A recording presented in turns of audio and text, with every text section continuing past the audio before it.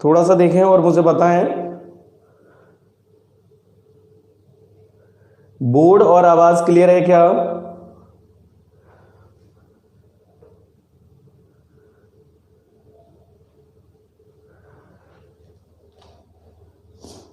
Good morning सभी को, राधे कृष्णा, जय श्री कृष्णा। बेटा जल्दी बताएं, क्लियर है क्या? आवाज और बोर्ड क्लियर है क्या?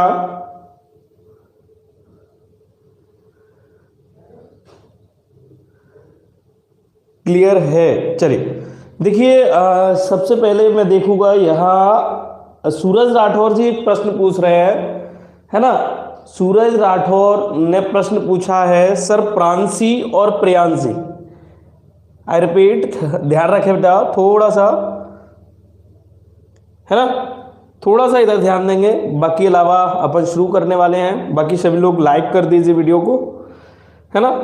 चलिए तो सूरज का एक प्रश्न है, थोड़ा सा वो समझ लेते हैं। सूरज कह रहे हैं कि सर प्रांसी और प्रियांसी में कौन सा शब्द सही है ना। प्रांसी और प्रियांसी में शब्द कौन सा सही है और इन दोनों के अर्थ क्या है ना, यही पूछा गया है। सूरज ध्यान दे बेटा, यही पूछा गया है क्या? कोई दिक्कत नहीं बेटा, थोड़ा सा प्रॉब्लम हो रहा, बाकी अभी मेरे हिसाब से बेटा कोई प्रॉब्लम नहीं है। अभी कोई परेशानी है क्या बेटा? एक बार रिपीट कर लीजिए, सॉरी, कोई दिक्कत नहीं। अच्छा राहुल पूछ रहे हैं, एक सेकंड, प्रश्न में शायद, ओके, राहुल पूछ रहे हैं, ठीक है बेटा कोई दिक्कत नहीं। राहुल, मुझे लगा राहुल सूरज पूछ रहा है, ओके।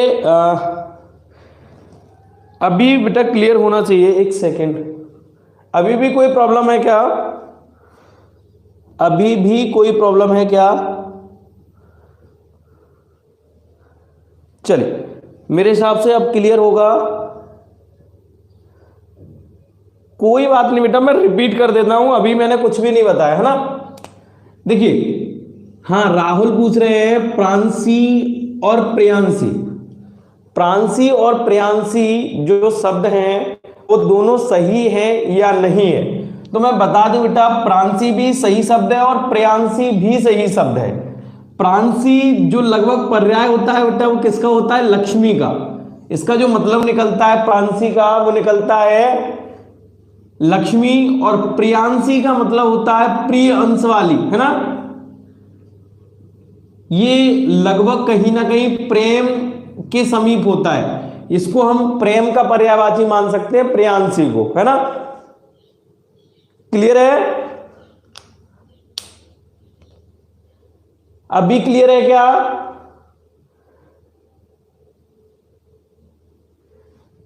अभी बताइए बेटा, क्लियर है क्या?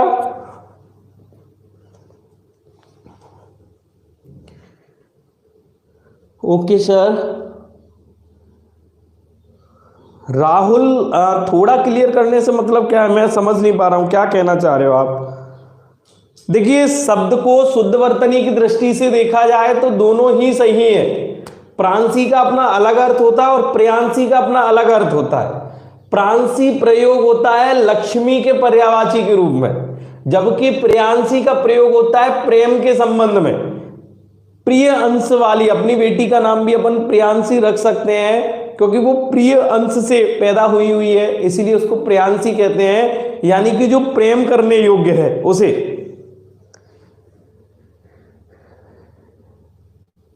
बेटा क्लियर मीनिंग और कैसे बताते, बताओ फिर। राहुल क्या पूछना चाह रहे बेटा, क्लियर तो करो मुझे। एक बार फिर रिपीट करूं, राहुल मुझे बताइए क्या पूछना क्या चाह रहे हैं आप। चलो चलो आ गया, है ना। देखिए कारक मैं आप लोगों को पढ़ा चुका हूं, लेकिन बीच में टॉपिक आता है तो कहीं ना कहीं कारक अपन रिपीट करेंगे दोबारा से, है ना।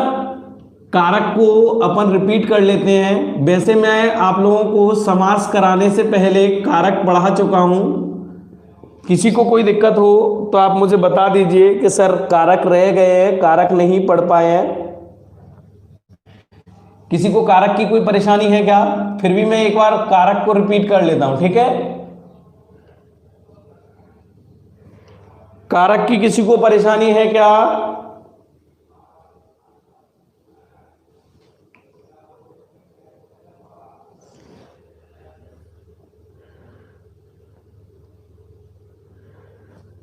बताइए बेटा फटाफट से, कारक की कोई परेशानी? चलिए कारक अपन समझ लेते हैं, कारक क्या होता है, क्योंकि आज कारक पढ़ेंगे। चलो जिस जिसके रह गए हैं मैं आज उसको रिपीट कर देता हूं, ठीक है। तो कारक के बाद क्या पढ़ने वाले हैं वो मैं बता देता हूं। कारक के बाद अव्यय शुरू होंगे, है ना। अव्यय में क्रिया विशेषण, समुच्चय बोधक, संबंध बोधक और विस्मयादि बोधक। और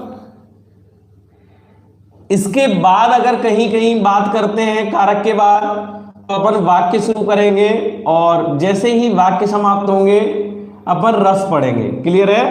तब तक के लिए आप कारक पढ़ें और कारक पर ध्यान रखेंगे, थोड़ा सा समझ लें। अगर किसी को कोई दिक्कत आए तो आप मुझसे पूछ लीजिएगा, ठीक है। चले देखिए कारक की परिभाषा की अगर बात करता हूं तो कारक की परिभाषा के संदर्भ में मैं आप लोगों को पहले भी बात कर चुका हूं। जैसे एक वाक्य दिया गया, राधे श्याम ने खाना बनाया, है ना। राधे श्याम ने क्या किया बेटा? खाना बना रहा है। राधे श्याम क्या कर रहा है?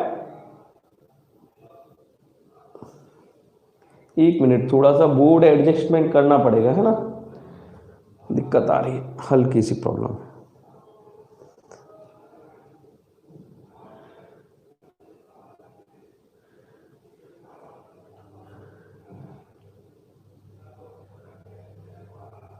अभी क्लियर है ना?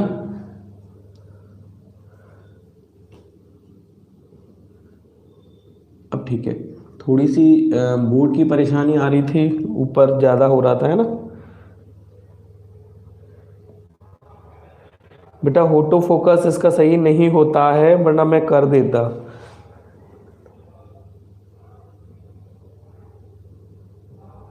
हाँ बेटा, जेल प्रहरी के टारगेट बेस को अगर ध्यान में रखा जाए तो हिंदी आपकी आराम से हो जाएगी, आप टेंशन फ्री रहिए।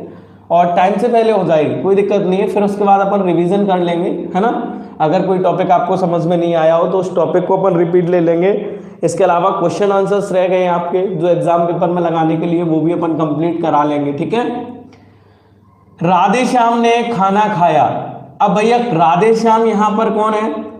कर्ता है, या इसको अपन क्या मान सकते हैं? संज्ञा मान सकते हैं, या सर्वनाम मान सकते हैं, या फिर कर्ता तो ये है ही, तो संज्ञा या सर्वनाम का या फिर कर्ता का, संज्ञा या सर्वनाम का या कर्ता का, या तो क्रिया के साथ, या क्रिया के साथ, या फिर वाक्य में आए अन्य शब्दों के साथ जो संबंध दर्शित होता है उस संबंध का नाम कारक होता है। एक बार फिर से सुन लीजिए, मैं इसकी परिभाषा बता देता हूं। परिभाषा शायद उस समय आप लोगों को मैंने नहीं बताई थी।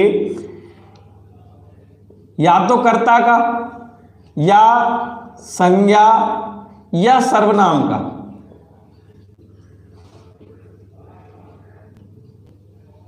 क्रिया के साथ, या क्रिया के साथ, क्रिया के साथ, या वाक्य में आए, वाक्य में आए अन्य शब्दों के साथ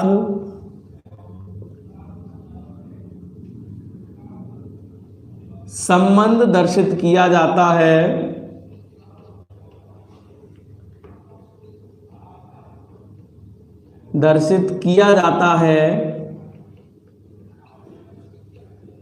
उस संबंध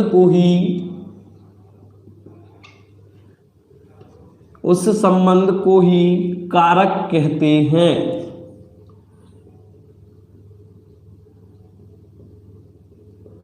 देखिए, आप सिलेबस की चिंता ना करें, सिलेबस में आसानी से खत्म करा दूंगा, ठीक है।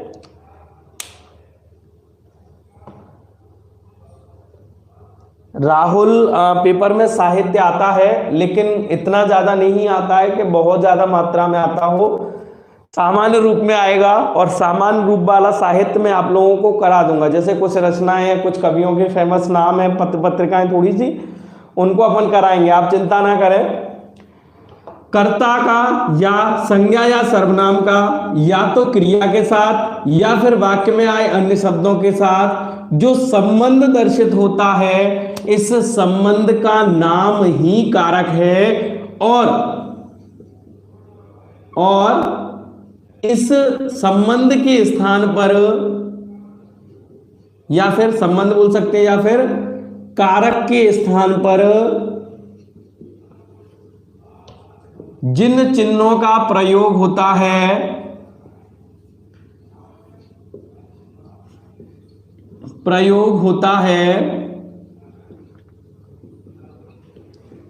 उन्हें कारक चिन्ह, याद रखना, इसके नाम याद रखने, कारक चिन्ह,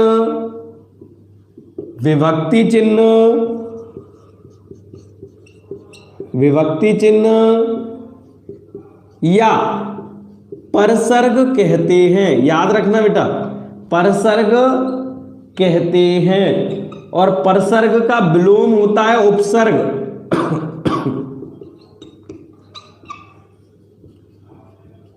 याद रखना, परसर्ग का विलोम क्या होता है? उपसर्ग होता है। कई बार यही पूछ लेता है, इसका परसर्ग क्या है, या परसर्ग को बताइए, तो हमें परसर्ग नहीं पता होता है, और हम कई बार गलतियां भी कर देते हैं, है ना। हाँ, चलिए, यहां तक परिभाषा आपके पास हो गई है। परिभाषा के बाद अगर हम बात करते हैं तो कारक के भेद बताए गए बेटा 8। कितने भेद हैं? 8 भेद हैं। कौन कौन से हैं थोड़ा सा समझ लेते हैं। उस दिन भी मैंने आप लोगों को बताए थे, लेकिन एक बार और रिपीट कर लेते हैं, क्योंकि जरूरी है। कारक से प्रश्न एग्जाम में बनता ही बनता है ना, इसलिए समझ लेते हैं, और एक क्रम से भी हो जाएगा, वरना कहोगे कि सर ने सब कुछ करा दिया, कारक छोड़ दिए थे। हालांकि कारक में पढ़ा चुका था। कारक के भेद की बात करते हैं तो कारक के भेद होते हैं बेटा 8। कितने भेद हैं? 8 भेद होते हैं। पहला वाला होता है, थोड़ा सा यहां से लेके चलेंगे, पहला वाला होता है उसको कहते हैं कर्ता कारक। दूसरे नंबर पे आता है कर्म कारक। तीसरे नंबर पे आएगा, पहले एक एक करके समझ लेते हैं, या फिर मैं लिखा देता हूं, कर्ता कारक, कर्म कारक, करण कारक, क्योंकि उस दिन मैंने उदाहरण ज्यादा नहीं बताए थे आपको। संप्रदान कारक, ठीक है। 5वें नंबर पे अपादान कारक, फिर 6वें नंबर पे संबंध कारक,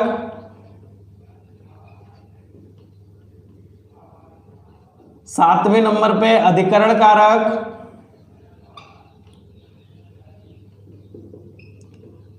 और 8वें नंबर पे होता है बेटा संबोधन कारक।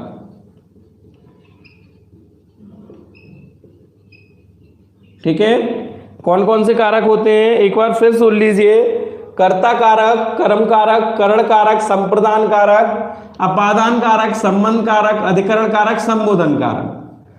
कर्ता कारक की विभक्ति होती है ने। कर्ता कारक की विभक्ति कौन सी होती है बेटा? ने होती है। कर्म कारक की होती है को।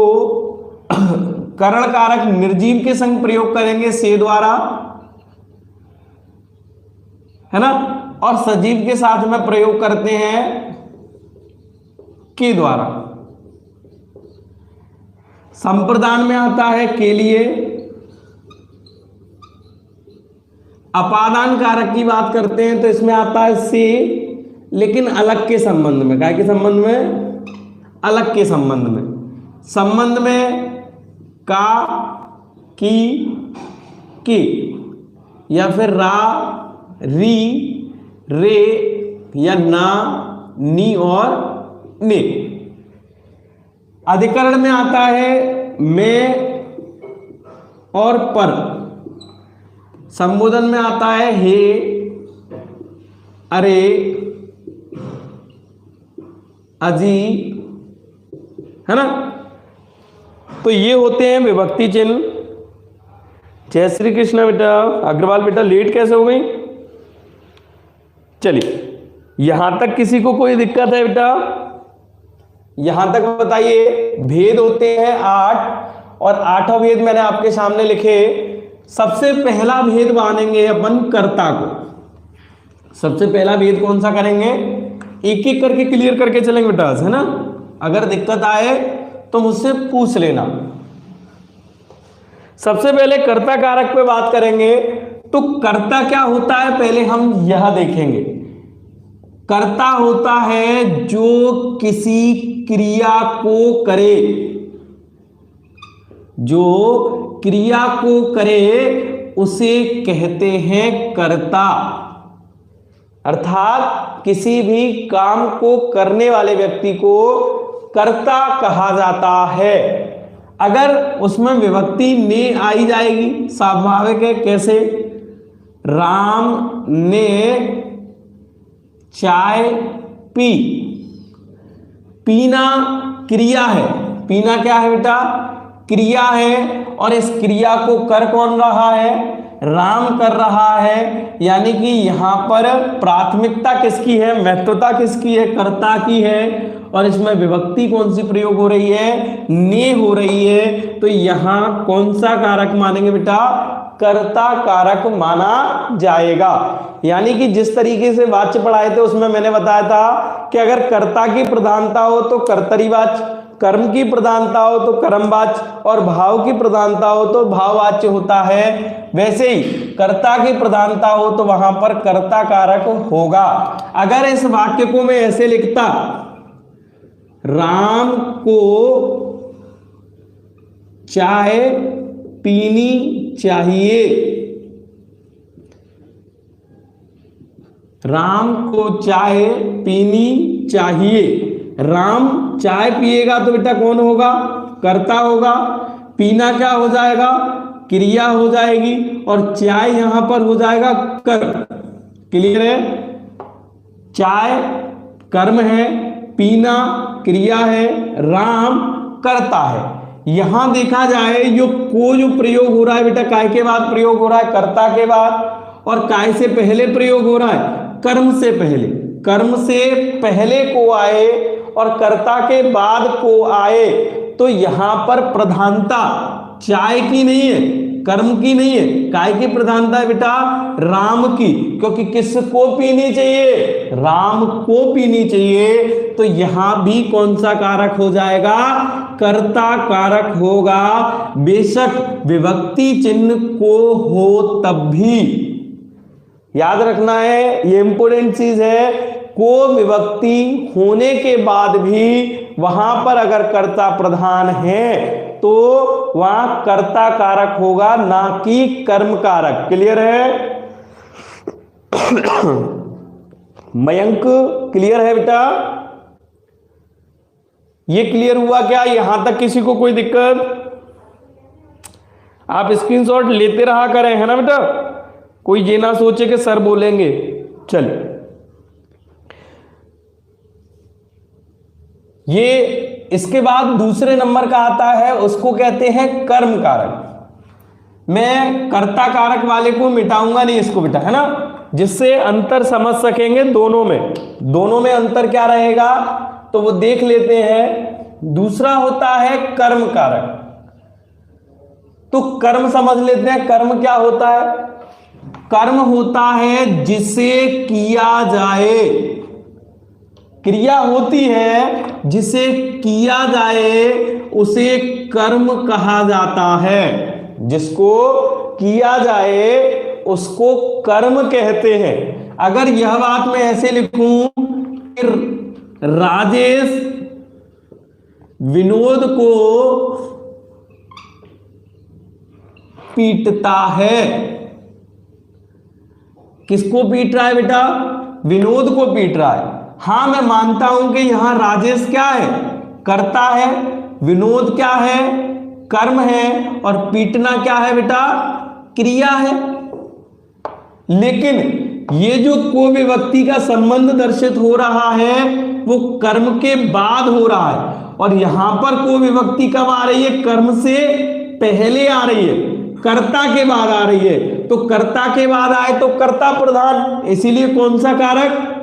कर्ता कारक। और यदि कर्म के बाद आए तो कौन सा कारक होगा बेटा? कर्म कारक होगा। अगर कर्म के बाद आए तो कौन सा कारक होगा? कर्म कारक। और कर्ता के बाद आए तो कर्ता कारक। क्लियर है? चलिए कोई बात नहीं है। ये बताइए क्लियर हुआ क्या दूसरे नंबर का बेटा? जल्दी बताएं।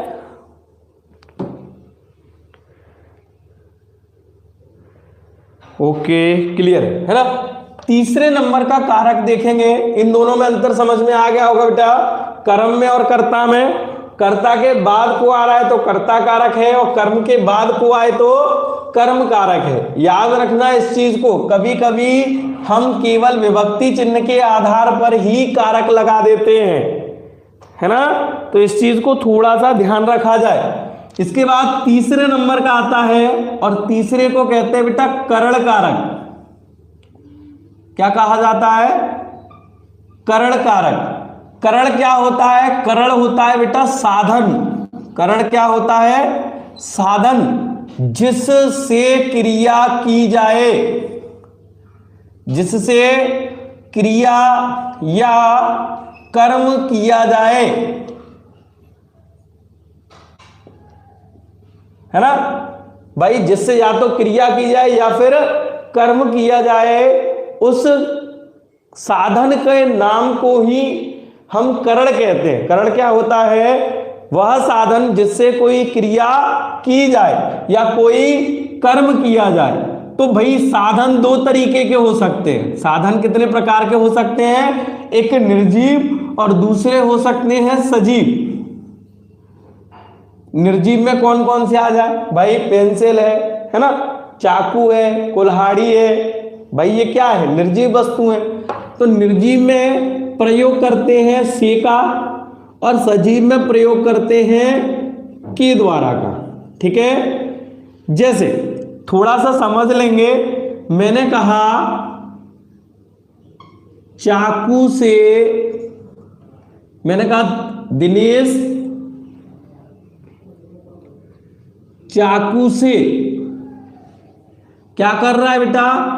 सेब काटता है। एक बार ध्यान रखेंगे, यहां पर चाकू क्या है बेटा?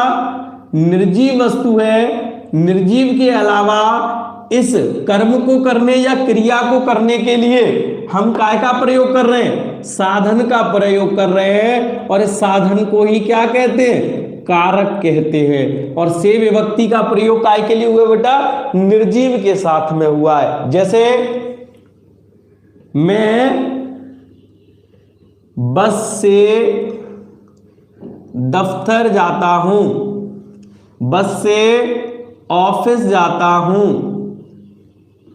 कुछ भी लिख सकते हैं। बस से स्कूल जाता हूं। कैसे जा रहा है बेटा? बस से। बस यहां क्या है? साधन है। और कैसा है? निर्जीव है। तो काय का प्रयोग करेंगे? से का प्रयोग करेंगे। क्लियर है? सजीव आ जाए तो के द्वारा। जैसे रमेश बैलों के द्वारा खेत जोतता है। बेटा किसके द्वारा? बैलों के द्वारा। बैल क्या है? सजीव है और क्या है? साधन है। इसीलिए यहां काय का प्रयोग करेंगे बेटा? के द्वारा का प्रयोग करेंगे। क्लियर हुआ कि नहीं हुआ? प्रशांत जी 1 मिनट बेटा, है ना।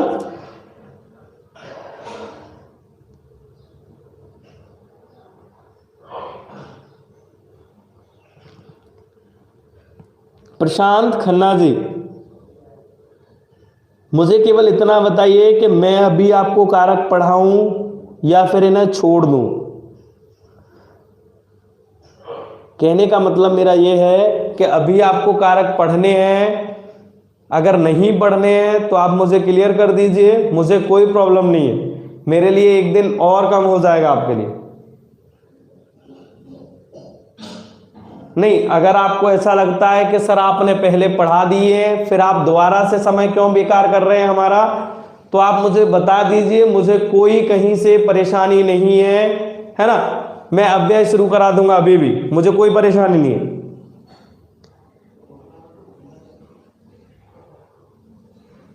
पढ़ाना है। देखिए मैं एग्जाम्पल इसीलिए कम कम ले रहा हूं कि भाई समझ में आ रहे हैं।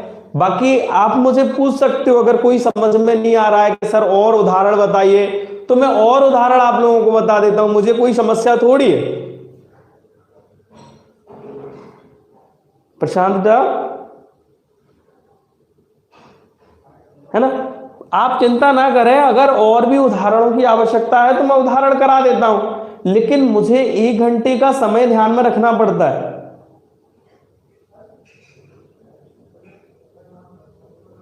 ना।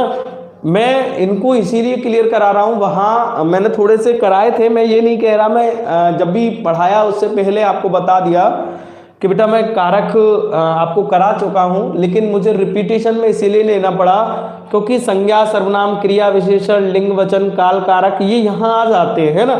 और बाद में जब आप वीडियोज ढूंढोगे तो वीडियो में मैंने कहीं भी टॉपिक का, कारक का नहीं डाला था। उस समय भी जब वीडियो डाला था वो केवल और केवल समाज संबंधी डाला था मैंने, कारक का नहीं डाला। और अगर आपको रिवाइज करना पड़े या कोई और दिक्कत आए तो आप कैसे देखोगे, है ना। इसीलिए भी जरूरी था, और दोबारा से इसीलिए ले रहा हूं क्योंकि ये महत्वपूर्ण टॉपिक है, इससे प्रश्न एग्जाम में जरूर बनता है। 99% एग्जाम में प्रश्न बनता है और यहां हम ऐसी चीजों में गलतियां कर देते हैं, इसीलिए मुझे दोबारा लेना पड़ा है। ठीक है,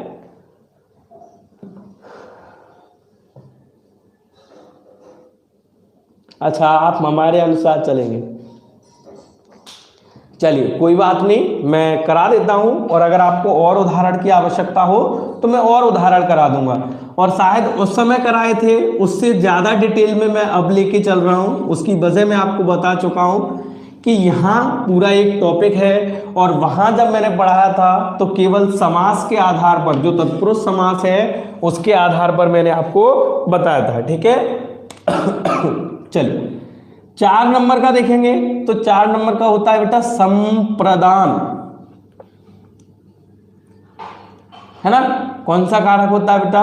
संप्रदान कारक। अगर हम इसको तोड़ें तो कुछ इस प्रकार से टूट जाएगा ये संप्रदान।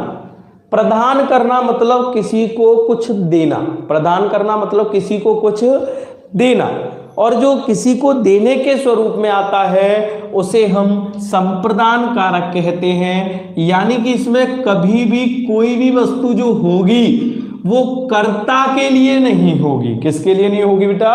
कर्ता के लिए नहीं होगी। जो भी व्यक्ति देगा, लेगा, लाएगा, ले जाएगा, जो भी करेगा वो कभी भी स्वयं के लिए नहीं करता है, बल्कि किसी अन्य को प्रदान करता है। इसीलिए इसमें के लिए विभक्ति का प्रयोग होता है। जैसे यह चाय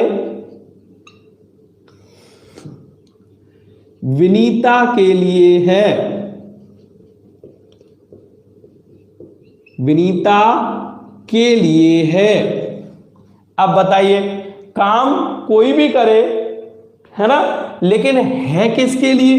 विनीता नहीं काम कर रही है, ये काम विनीता के लिए किया जा रहा है, इसीलिए इसको हम संप्रदान कहते हैं। अगर यही बात ऐसे आती, विनीता को चाय दो, विनीता को चाय दो, बेटा चाय किसको दी जा रही है? चाय किसको दी जा रही है? विनीता को। और विनीता यहां कर्ता नहीं है, मैं पहले ही कह चुका हूं, देने वाला कोई और है, ये क्रिया जरूर है और इसको कर्म मान सकते हैं। यहां भी आप देख रहे हो कर्म से पहले को आ रहा है। अभ्याल भी जब कर्ता कारक में मैंने बताया था, इससे थोड़ी देर पहले भी, तब भी मैंने बताया था कि कर्ता के बाद को हो, कर्म से पहले हो तो कर्ता कारक, लेकिन कर्म से पहले को हो और वो देने के संबंध में आए, काय के संबंध में? देने के संबंध में आए, तो वहां पर संप्रदान कारक होता है। यदि कर्म से पहले को हो और वह देने के संबंध में आए तो वहां संप्रदान कारक होता है। बेटा क्लियर है?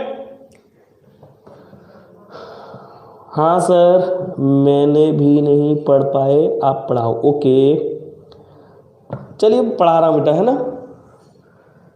बताइए संप्रदान कारक क्लियर हुआ क्या? देखिए 3 में प्रयोग हो रहा है, ये को खतरनाक है। कर्ता में अलग, कर्म में अलग, संप्रदान में अलग। कर्ता में कर्ता के बाद को और कर्म से पहले को, कर्म कारक में कर्म के बाद को आ रहा था, और संप्रदान में कर्म से पहले है लेकिन काय के संबंध में? देने के संबंध में। क्लियर है? तो संप्रदान कारक। यहां तक क्लियर है क्या? डेफिनेशन रिपीट सुनो। संप्रदान समान रूप से प्रदान करना, है ना।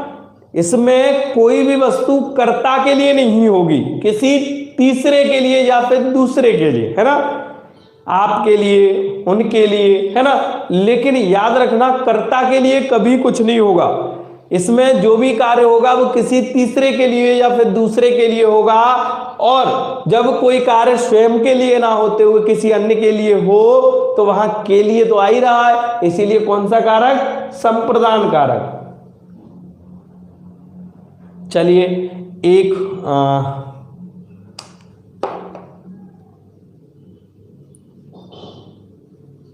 यह किताब विनीता के लिए है ना। यह किताब किसके लिए? विनीता के लिए। या यह किताब विनीता को दो, गुरुजी को फल दो। किसको देना है बेटा? गुरुजी को फल देना है, इसीलिए फल से पहले, फल कर्म है और कर्म से पहले को। ठीक है मयंक, जल्दी बताएं बेटा, क्लियर है क्या? समय का अभाव है बेटा, थोड़ा सा जल्दी करें, है ना। ओके, 5वें नंबर पे है बेटा अपादान कारक। कौन सा कारक है? अपादान कारक।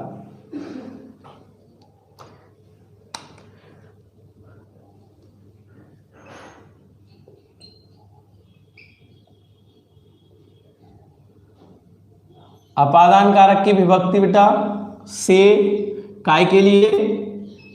अलग होने के रूप में, है ना। जब भी किसी वस्तु को किसी से अलग किया जाए, दूर हटाया जाए, अंतर बताया जाए, है ना, दूरी बताई जाए, तो वहां पर कौन सा? अपादान।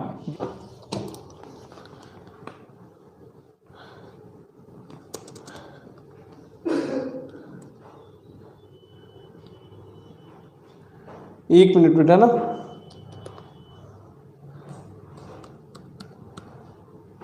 एक सेकंड, सॉरी उसके लिए, है ना।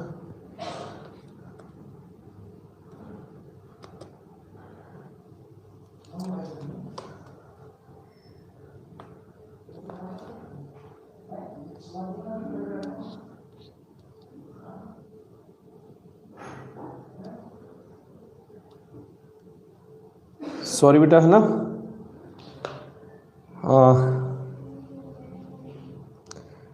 कोई बात नहीं है, उसके लिए सॉरी। और कार्य कभी कभी क्या होता है, वो गड़बड़ हो गई, पता ही नहीं चला, फिर है ना हैंग हो गया था, बाकी कोई परेशानी नहीं। अगेन गुड मॉर्निंग, कोई बात नहीं। चलिए वापस आते हैं। डरने के सम अपादान कारक की बात कर रहे थे। अपादान की विभक्ति से का प्रयोग करते हैं अलग होने के रूप में, जैसे डरने के संबंध में, घृणा करने, शर्माने या फिर नफरत करने के संबंध में करते हैं। जैसे पुजारी सांप से डरता है ना, मैं केशव से घृणा करता हूं, या बच्चा मेहमान से शर्माता है, या मैं राजेश से नफरत करता हूं। डरने, नफरत करने, शर्माने या फिर दूर हटने, दूर हटने में भी आएगा। जैसे बच्चा छत से गिरता है, बच्चा कहां से गिरता है, बच्चा छत से गिरता है। अब बेटा वो गिरेगा कब, या तो फल पेड़ से गिरता है या बच्चा छत से गिरता है, या एक स्थान से दूसरे स्थान की दूरी बताने के लिए भी हम प्रयोग करेंगे।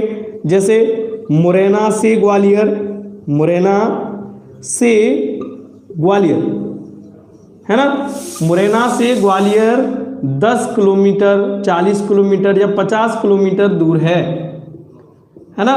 तो दूरी बताने के लिए भी हम काय का प्रयोग करते हैं, से का प्रयोग करते हैं। एक स्थान से दूसरे स्थान आने जाने के लिए, है ना, आने और जाने में भी हम प्रयोग करते हैं। जैसे मोहन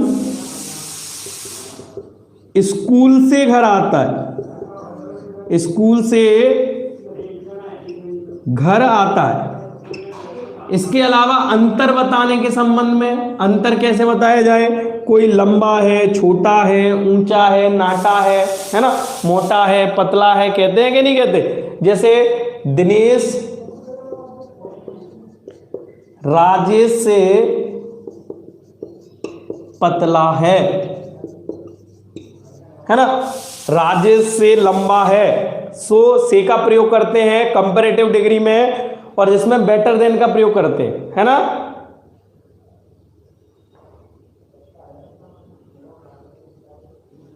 चलिए यहां तक आपको शायद कोई परेशानी ना हो, आप समझ सकते हैं।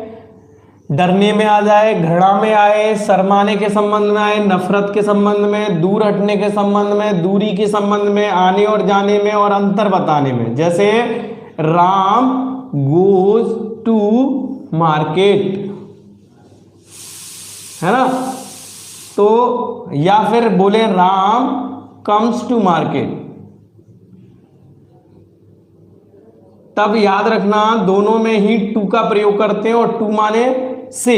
जब भी मैं बाजार जाऊंगा या बाजार से आऊंगा, है ना, तो दोनों में ही एक स्थान को मुझे छोड़ना पड़ेगा, अलग होना पड़ेगा। इसीलिए इसमें भी कौन सा कारक हो जाएगा बेटा, अपादान कारक हो जाएगा। क्लियर है।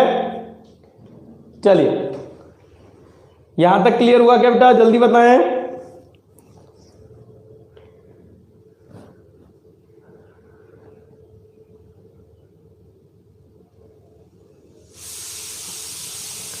जल्दी बताएं। ओके, 6वें नंबर का है संबंध कारक। 6वें नंबर का कौन सा है बेटा, संबंध कारक। जैसे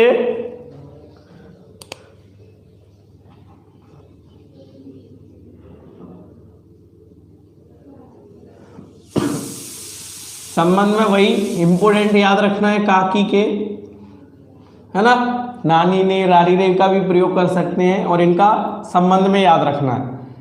संबंध मतलब होता है एक दूसरे के बीच रिलेशन बताएंगे। जैसे बताते कैसे हैं, यह राम का भाई है। भाई भाई किसका, राम का। यह मेरी मां का उपहार है।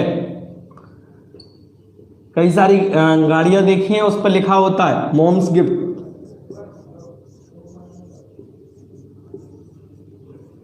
लिखा रहता है डैड गिफ्ट्स, डैड्स गिफ्ट लिखा रहता है कि नहीं लिखा रहता। तो ऐसे अपोस्ट्रियस एस का प्रयोग करते हैं, तो इसका भी मतलब का, की, के का ही प्रयोग होता है ना। काकी के का ही प्रयोग होता है ना। इसके अलावा यह दिनेश की माताजी हैं, तो यहां भी क्या बताया जा रहा है बेटा, संबंध बताया जा रहा है। यह रमेश का घर है, वह दिनेश की गाड़ी है, वह केशव का मकान है, कुछ भी हो। क्लियर है? यहां तक क्लियर हुआ क्या? चलिए इसके बाद 7वें नंबर पे देखेंगे। एक्चुअल में पूरा वीडियोस गड़बड़ हो गया, एक बार चिपक गया उसके बाद, और समय उतना ही लेके चलते हैं अपन। 7वें नंबर का होता है बेटा अधिकरण। कौन सा होता है? अधिकरण कारक। और अधिकरण कारक में आता है में और पर। तो में का मतलब होता है इन, एक तरीके से देखा जाए, और मेन होता है एट। एट माने होता है पर, है ना।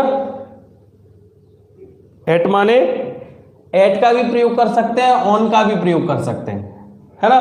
ज्यादातर अपन ऑन पर फोकस करते हैं, जैसे बच्चा छत पर है।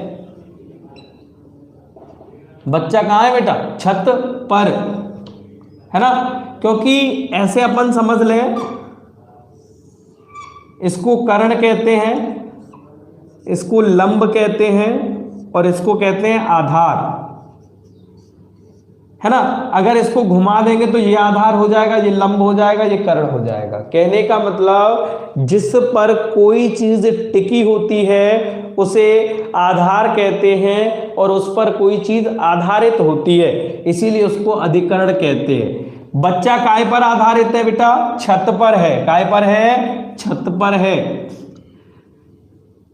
बोतल में पानी है,